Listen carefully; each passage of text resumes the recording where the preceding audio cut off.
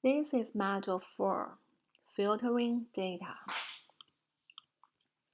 At the end of this learning segment, you should be able to explain how the word clause works, demonstrate the use of 5 basic predicates: comparison, between, in, like, and is known. Use the not operator to exclude rows from your result set. Combine the and or operators in a where clause. So we're just building on what we have already learned. You are already experts with the select and from clauses, and we learned about data types and how to change them with expressions. We learned about concatenation, mathematical expressions, and data and time expressions. The where clause adds to all of this, and it allows you to filter the data so you don't have to get everything back in the table or your query. It comes after the from clause, so you have select, from, and where. And the search condition is called predicate. So in this example, where last name equals Smith will return all the names in the table, where there's a last name of Smith. Pardon the interruption, but something you should think about when you are doing these filters or these queries that have queries is you should look at the data. Go ahead and explore the tables that you are querying, so that when you write a where clause or a filter, you're not gonna put in typos. Because if you're asking to return something that doesn't exist in the database, but you expect it to, then maybe you didn't explore the data well enough. So it's a good practice just to poke around in the tables, take a sample set of the data and see what's in there and see what the format is before you start doing the filters. There are 5 basic predicates. Comparison compares one value. It could be equal or not equal, or less than or greater than, or less than or equal to, or greater than or equal to.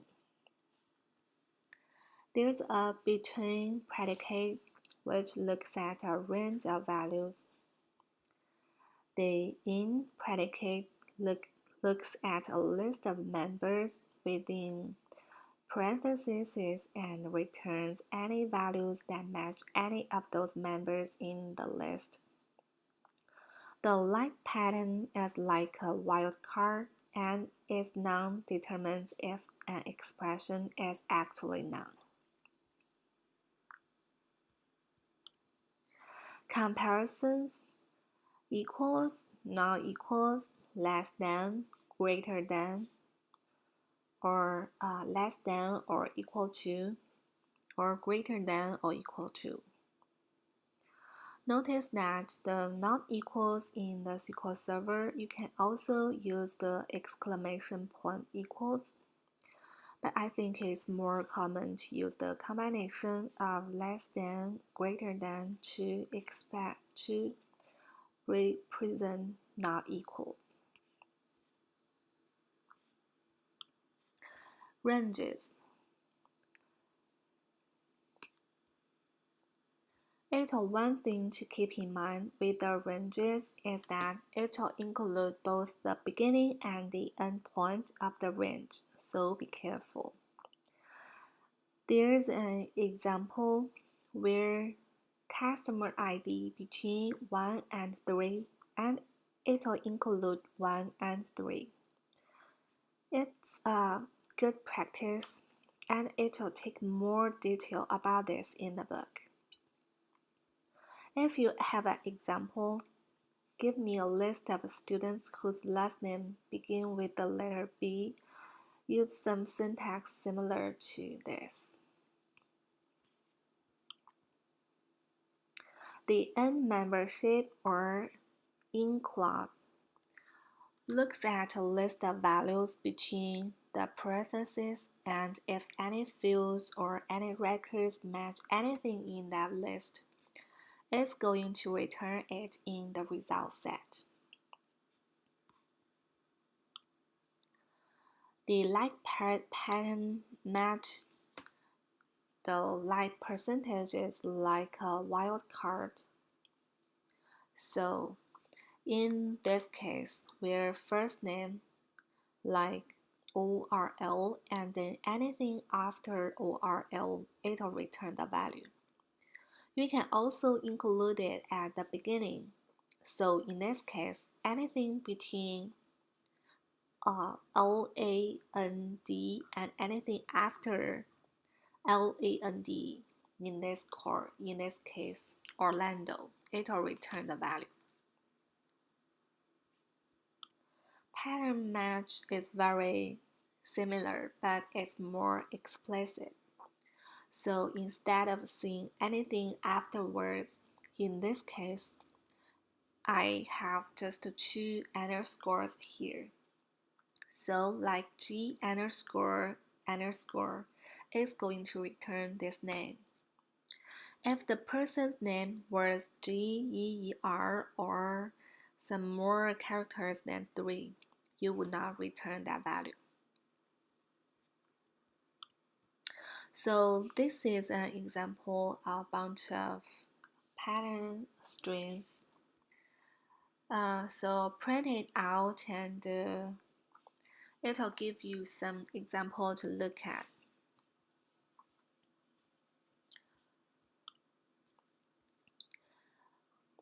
We talked about the non-value in the last section at detail. So the syntax that you use when you're checking that is none. If you use equals none, you are going to get a syntax error. It's not correct syntax, so it is none or is not none. We'll find that out soon.